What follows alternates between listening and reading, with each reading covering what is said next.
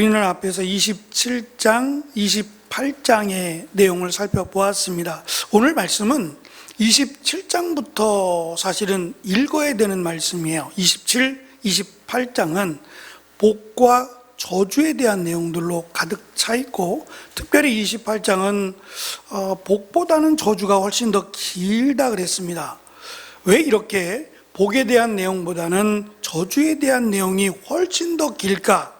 그 답이 지금 우리가 읽은 29장에 있는 겁니다. 이스라엘 백성들이 어떻게 살아갈 것을, 어떻게 하나님을 버리고 그들의 마음대로 살아갈 것을 아시기 때문이에요. 그래서 저주를 길게 하신 것은 저주를 주고 싶어서 그런 게 아니라 저주의 길을 가지 말라고 하기 위해서 저주에 대한 내용이 지나치게 길게 기록된 겁니다.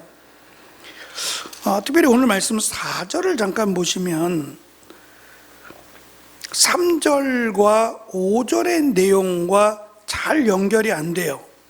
3절은 여러분은 그 큰 재앙과 표적과 기적들을 여러분의 눈으로 직접 보았소라고 돼 있고, 5절은 여호와께서는 여러분을 40년 동안 광야 가운데 인도하셨소. 그동안 여러분의 몸에 걸친 옷과 신발은 닳지 않았소.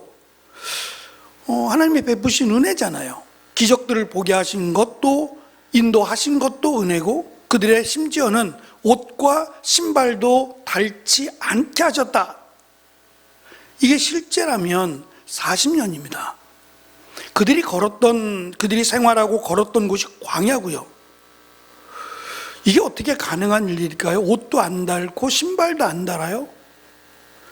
우리의 인간의 경험이나 지식으로는 불가능해 보여요. 근데 이들이 직접 겪었어요. 만약에 이게 틀렸다면, 잘못됐다면 이야기할 거죠. 무슨 말이냐고. 우리가 광야에서 입은 옷이 몇 벌이고 갈아 신은 신발이 몇 개인 줄 아냐고 이렇게 이야기를 했어야 되는데, 안 하는 거 보면 이 말씀이 맞는 거죠. 이게 어떻게 가능해지느냐 이거예요. 그래서 학자들은 아마도 하나님께서 불기둥으로 그리고 구름 기둥으로 인도하신 것과 연관이 있을 것이다 라고 생각을 해요. 단순히 불기둥이 아니라 그의 어떠한 효능이, 또 구름 기둥의 어떠한 효능이 이들의 옷을 닳지 않도록, 신발이 닳지 않도록 하셨을 것이다. 물론 그것만이 전부는 아니겠지만, 그런데 그런 하나님의 은혜와 그런 하나님의 베푸신 사랑 가운데 4절은 마치 지금까지 여호와께서는 여러분에게 깨닫는 마음을 주지 않으셨소, 또 보는 눈과 듣는 귀를 열어주지 않으셨소. 4절만 보면 누구 책임이에요? 그렇지 않아요? 지금 3절과 5절을 읽었는데 3절과 5절의 내용을 보면 하나님이 이렇게까지 자세하고 섬세하게 그들을 사랑하시고 인도하셨어요. 누구도 부인할 수 없다고요? 그런데 4절만 놓고 보면 이건 하나님의 책임인 것 같이 느껴진단 말이죠. 하나님이 그렇게 하신 거 아니냐고. 마음을 열어주지 않아서, 깨닫게 하지 않아서, 또 듣는 귀와 보는 눈, 듣는 귀를 하나님이 닫아놓으셨으니까 하나님 책임처럼 느껴지잖아요. 제가 이 말씀을 드리는 이유는 성경 말씀을 우리가 앞에 27장, 28장 그리고 29장을 같이 봐야 된다고 제가 말씀을 드렸어요. 그러니까 29장의 내용을 설명하기 위한 것이 27, 28장인 거예요. 복과 저주, 이것이 이제 언약의 골자가 될 텐데, 그러면 지금 이제 새로운 언약, 시내산에서 맺었던 언약은, 그 언약을 받았던 사람은 다 죽었어요. 다 죽었고, 죽은 사람들한테 무슨 언약이 필요해요? 그들의 자손인 광야에서 태어나거나 우리가 잘 아는 여호수아라든지 몇 명만 지금 약속의 땅에 들어갈 거니까 새로운 세대입니다. 2세대가 되겠죠. 그 2세대가 되는 그들에게 주시는 새로운 언약이라고 설명하는 거예요. 그러니까 구언약이 아니라 새로운 언약으로 이들에게 주실 텐데, 이 또한 새로운 언약이라는 것이 이들에게만이 아니라 이들의 자손들에게까지도 하나님이 지키실 것을 지금 약속하고 계세요. 근데 이것이 축복의 약속이라면 더없이 좋지만, 그렇지 않은 심판에 대한 내용이라면 끔찍하죠. 물론 부모로 인해서 자녀가 하나님의 심판을 받는다는 건 아닙니다. 그러나 그 영향을 물려받을 가능성이 굉장히 높아요. 그것을 1세대를 통해서 봤어요. 심지어는 모세까지도 못 들어가요. 하나님은 그토록 단호하시다는 거예요. 모세 정도 되면 그가 했던 일들이 있잖아요. 이스라엘 백성들을 위해서 했던 일들, 그의 공로를 생각하면 이 정도쯤 눈 감아주고, 모세 정도는 그냥 뭐 병들어서 못 들어가는 거 아니니까 들어가고, 거기서 하나님께서 좀 정리가 된 다음에 데려가셔도 될 텐데 하나님은 단호하게 안 되는 거예요. 그러니까 모세도 안 된다면 그 누가 되겠어요? 하나님은 정말 단호하시구나 라는 것도 우리가 살펴볼 수 있고, 말씀드린 4절의 내용은 왜 이런 현상이 나오느냐, 지금 4절만 놓고 이야기를 하자면, 말씀드린 하나님이 잘못하셨네, 하나님이 이렇게 하셨으니까 이스라엘 백성들이 하나님을 제대로 믿지 못한 거고 하나님 말씀에 순종하지 못했지라고 할 만하단 말이죠.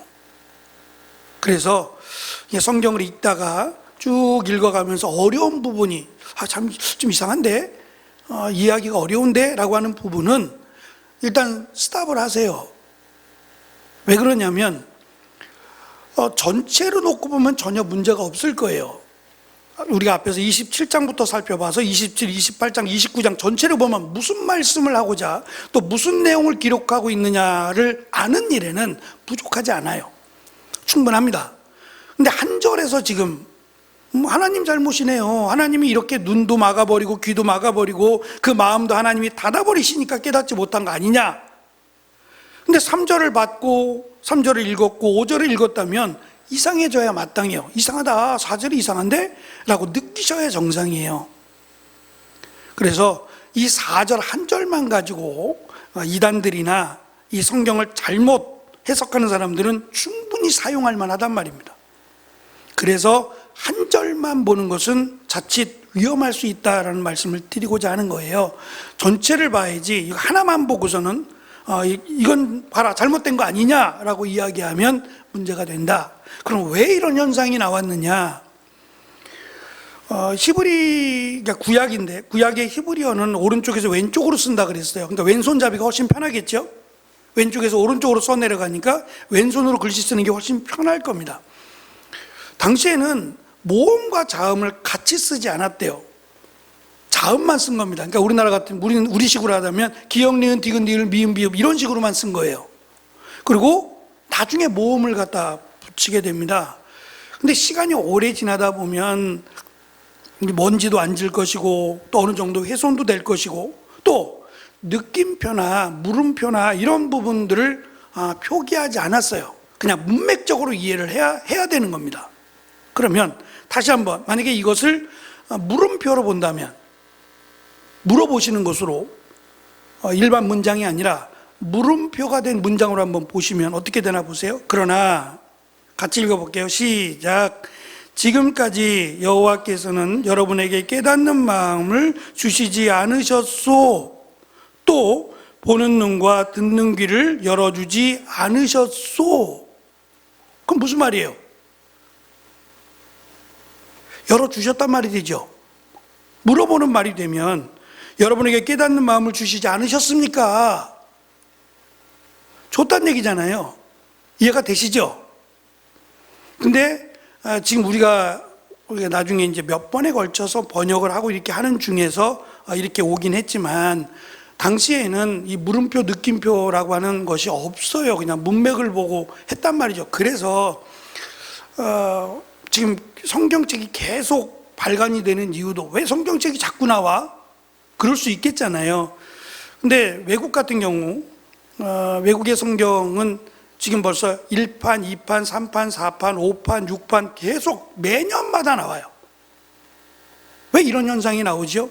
조금이라도 더 성경을 제대로 번역하겠다는 마음이 담긴 거예요. 조금이라도 이 성경을 읽으면서 오해가 생기지 않도록 무슨 문제는 없는지 이런 것들을 심사숙고해서 계속 개정판이 나오는 거죠. 그래서 우리 개역개정도 개역성경이었다가 개역개정이잖아요. 개역개정이라는 판이 나왔지만 사실 우리는 이런 부분에 상당히 미비해요. 개역성경, 개역개정 두 권이잖아요.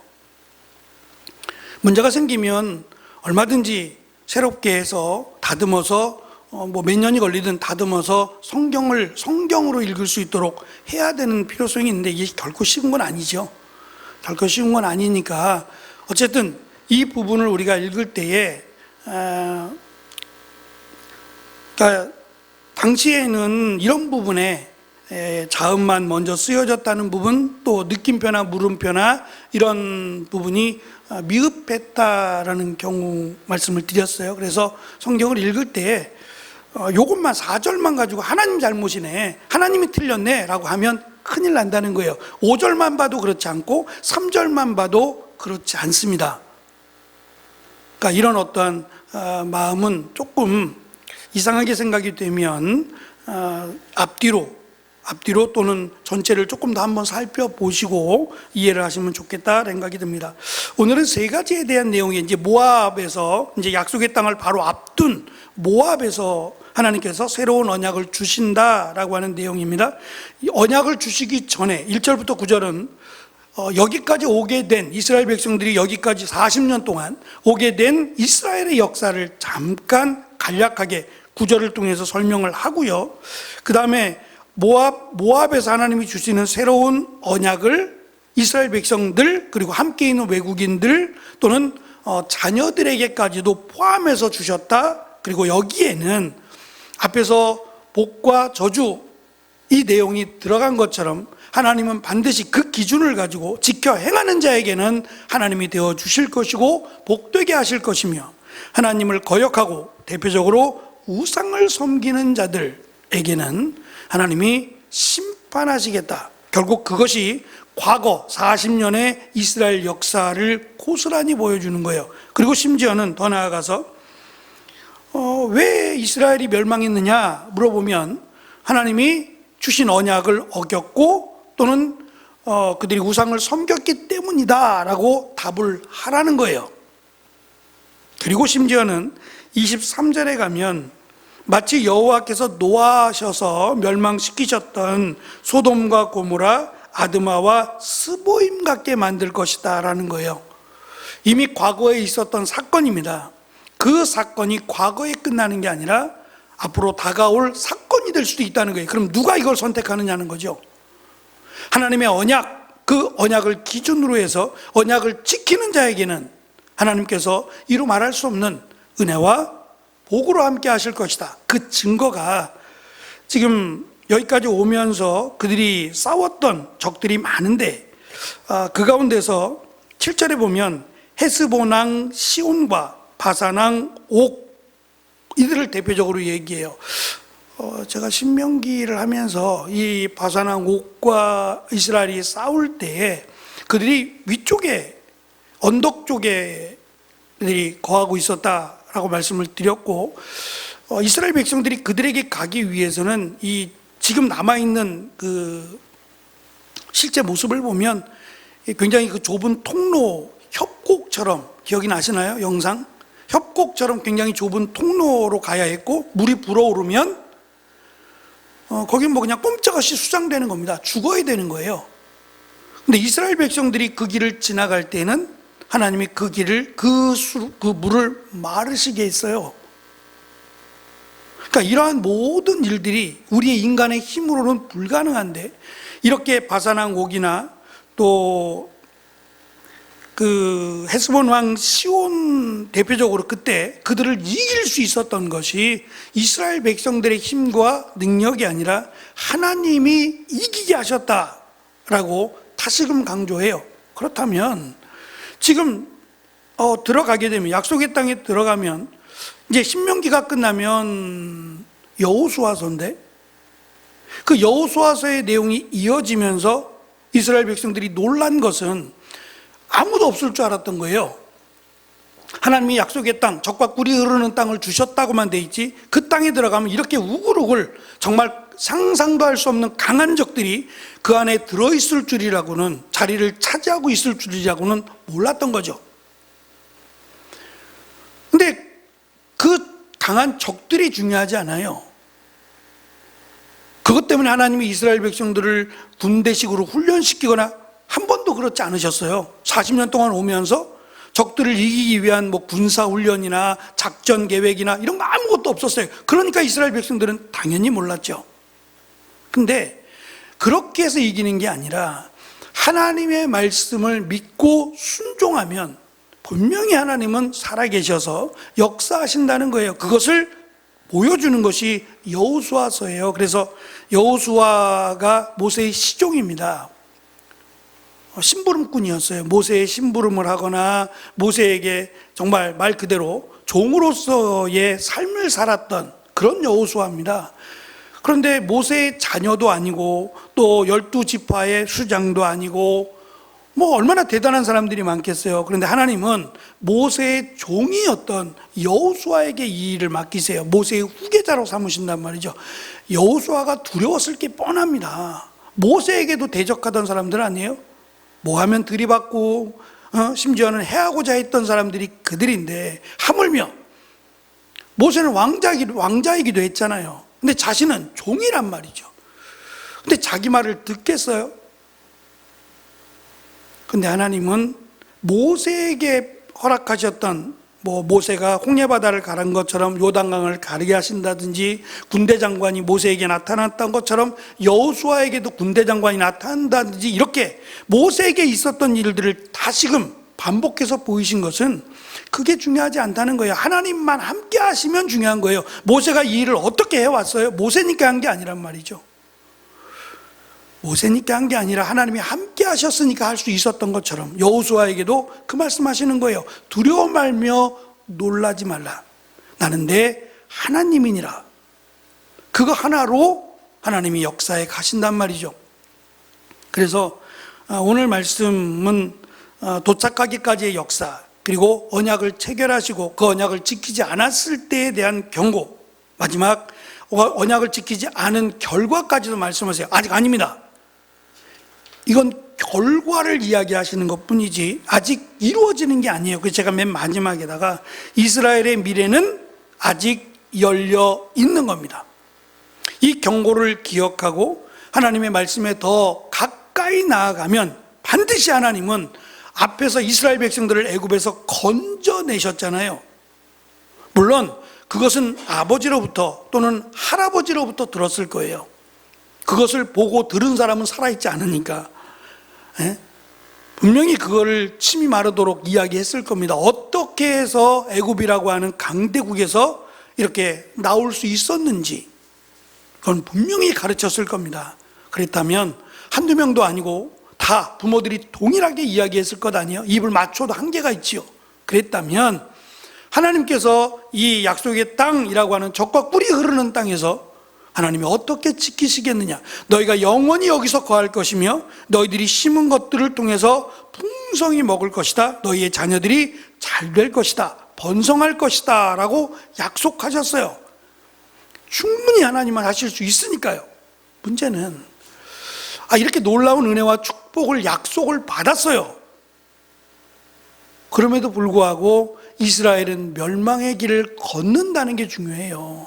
그것도 우상을 섬겼기 때문이다라고 한다면 도대체 우상이 뭐길래 이렇게 하나님을 버리고 우상을 섬겼을까요? 왜 그렇게 우상이 매혹적이었을까요? 우리가 로마만 봐도 우리가 이제 앞에서 지금 계속해서 살펴보고 있습니다만 아테네에서도 그랬잖아요. 이름도 알 수 없는 신, 섭섭할까봐, 혹시 삐질까봐, 자기들이 모르는 어떠한 신이 노할까봐 이름도 알지 못하는 신이라고 해가지고 그 신을 섬겼단 말이죠. 얼마나 많았겠어요. 다양한 신, 하늘에 있는 신, 바다의 신, 뭐 산의 신, 나무의 신, 뭐 얼마나 많은 다양한 신들이 있었겠어요. 그러면 이 신들 가운데 하나, 이 많은 신들 가운데 하나만 우리를 도와줘도 라는 생각을 갖는단 말이에요. 하나님을 잘 모르면, 하나님을 제대로 믿지 않으면 하나님이 한 분이라고 하는 것에 시험 들 수 있어요. 작은 거 100가지하고 큰 거 한 가지, 상상할 수 없는 큰 거 한 가지와 작은 거 100가지면 100가지, 가지수로는 100가지지만 실제의 힘은 큰 한 가지가 훨씬 더 효력이 있지 않을까요? 설명하는 게 약간 좀 부족합니다만 어쨌든 하나님만 유일하신 살아계신 하나님이에요. 그것을 직접 경험하고 목격했던 사람들이 너희들이 아니냐. 제가 물음표를 찍어서 4절을 읽었습니다만 너희들이 마음을 닫지 않았느냐. 너희들이 보고 너희들이 들었고 너희들이 직접 경험했음에도 불구하고 깨닫지 못하지 않았느냐라고 말씀하신다는 거예요. 기적을 많이 봐도 표적을 많이 봐도 깨닫지 못해요. 그것이 이스라엘 백성들이었어요. 유대인들이 아니었어요. 그리고 나서 하는 말이 하늘로부터 오는 표적을 또 보여달라고. 그렇게 많은 표적, 예수님께서 3년 동안 공생의 기간 동안 얼마나 많은 표적을 보여주셨어요. 이들은 못 봤을까요? 이들이 보는 데서는 표적을 안 행하셨어요? 아니죠. 저들도 있었다고요. 그래서 저들이 위협을 느꼈어요. 이대로 두다가는 안 되겠다. 저를 믿고 따르는 자가 점점 많아지니 안 되겠다. 도대체 무슨 생각을 하는 거예요? 예수님을 믿어도 시원치 않을 판에 예수님을 믿는 자들이 늘어남에 따라 기뻐하기는커녕 죽여야겠다라고 결정을 내리는 이 완악함.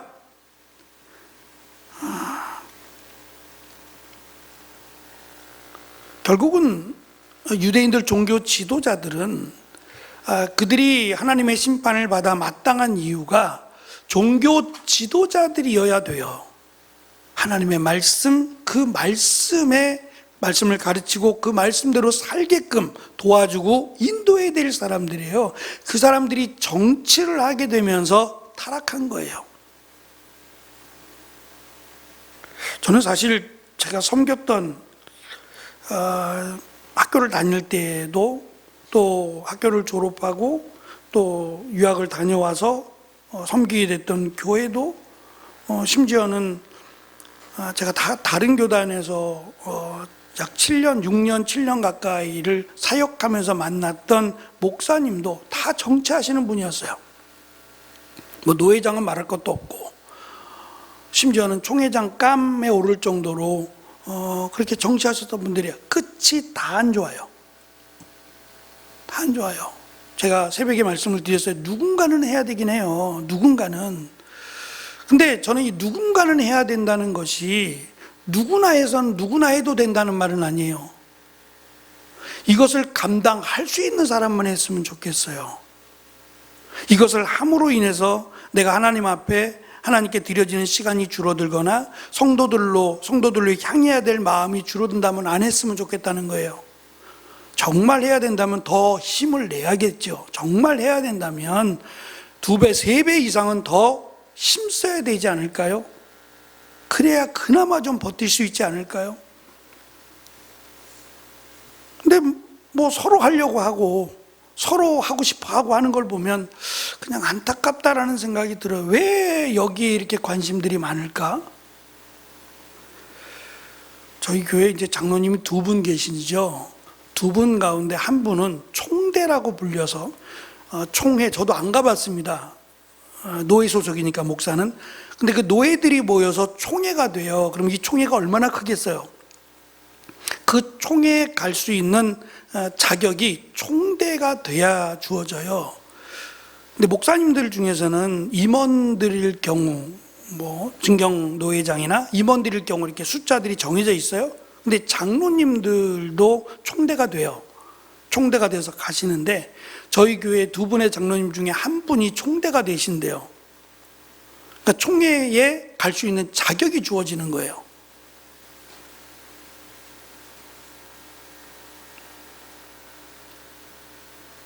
장로님들 가실라는가 모르겠습니다만 감당할 수 있으면 정말 누군가는 해야 된다니까 감당할 수 있도록 더 기도하고 더 준비하고 더 열심을 내서 정말 해야 된다면 그렇게 했으면 좋겠다 생각이 들어요. 그러나 안 할 수 있으면 안 했으면 좋겠다라는 생각은 변함이 없어요. 한국교회가 아니라 한국이 시끄러운 이유 가운데 하나가 목사가 왜 나서서 정치를 하느냐는 거죠. 목사는 목회라라고 세워준 거지 정치하라고 세워준 게 정치는 정치하는 사람들이 해야 돼요. 왜 목사가 거기에 서서 그 일을 하는 게 아니죠. 결국 이스라엘 백성들의 멸망은 이 부분이 상당히 들어가 있어요. 힘, 권력, 명예, 부귀영화 이것의 맛을 들이면서부터 이스라엘은 타락의 길을 걸어요. 그 첫 번째가 왕을 달라는 거예요. 우리가 읽어오면서 이스라엘 백성들에게 왕이 필요해요? 근데 그들에게는 주변의 국가들은 다 왕이 있어요. 그런데 왜 우리에게만 왕이 없냐 이거 아니에요. 왕이 있어서 잘 됐어요? 우리가 사무엘상을 보면 사무엘 선지자가 이야기하죠. 너희들이 왕을 달라 하지만 실제로 왕이 너희들에게 행할 일은 너희들을 더 괴롭히는 일이다라고 말하는데 들어먹질 않아요. 하든가 말든가 자기들이 원하는 대로 결국은 그래서 하나님이 주라고 하잖아요. 하나님이 이스라엘의 왕이시고 하나님이 이스라엘을 다스리는 분이었을 때는 아무런 문제가 없었어요. 근데 인간이 다스리면서부터 결국 이스라엘은 멸망의 길을 걷게 된다라는 것을 잊지 말아야 됩니다. 어쨌든 지금 우리가 신명기서를 마무리하면서 약속의 땅이라고 하는 것이 하나님의 은혜로 주어진 것이다. 계속 강조합니다. 하나님의 은혜로 주어진 것이다. 그러나 들어가면 끝이 아니다. 들어가서도 너희들이 하나님의 말씀을 거역하고 특별히 우상을 섬기면 너희들은 멸망할 것이고 너희들의 자녀들은 포로로 끌려갈 것이다 라고 경고합니다. 근데 이 경고를 허투루 들어요. 그럼 멸망의 길을 가는 겁니다. 하나님이 지금 기회를 주시는 거예요. 기회를 주시는 겁니다. 그 기회의 말씀을 새겼더라면 멸망하지 않았을 거예요. 그런데 그 하나님의 말씀 나는 괜찮겠지 라고 하는 그 마음으로 인해서 결국 멸망의 길을 갑니다. 그 내용이 19절입니다. 그런 사람은 이 저주의 말을 들으면서도 스스로 복을 빌면서 나는 괜찮을 것이다 라고 말하며 마음을 굳힐 것이요 그런 사람이 있다면 모두가 멸망할 것이요 라고 말씀합니다. 그 땅에 들어가는 것도 은혜지만 그 땅에 들어가서 하나님께서 주신 새로운 언약, 이 언약의 말씀을 지키면 하나님이 그들을 지켜주실 것이고 복을 주실 것이다. 하나님이 함께 하실 것이고 그들을 이렇게 눈동자와 같이 불기둥과 구름기둥으로 지켜주셨던 하나님이 그들의 먹고 입고 자는 모든 것들 위에 은혜를 베푸실 것이라는 내용입니다. 그러나 하나님의 말씀을 허투루 듣는 자에게 또 하나님의 말씀을 거역하고 우상을 섬기고 죄악을 행하는 자들은 하나님이 심판하실 것이다. 어떻게? 소돔과 고모라와 같이 하나님은 심판할 것이다 라고 하는 경고의 말씀을 주셨어요. 이것이 이스라엘 백성들에게 먼 이야기 같지만 얼마 되지 않는 기간에 멸망합니다. 그러니까 이 40년의 교육을 받았음에도 불구하고 이렇게 그냥 깨끗하게 잊어버리는 그 모습이 우리의 모습이 되지 않도록 하나님의 말씀은 살았고 그 말씀은 하나님의 말씀이라고 그렇게 강조하고 말씀합니다. 이 말씀대로 하나님의 은혜, 하나님의 축복에 거하는 귀한 은혜가 우리에게 가득하시기를 간절히 축원합니다. 기도하겠습니다.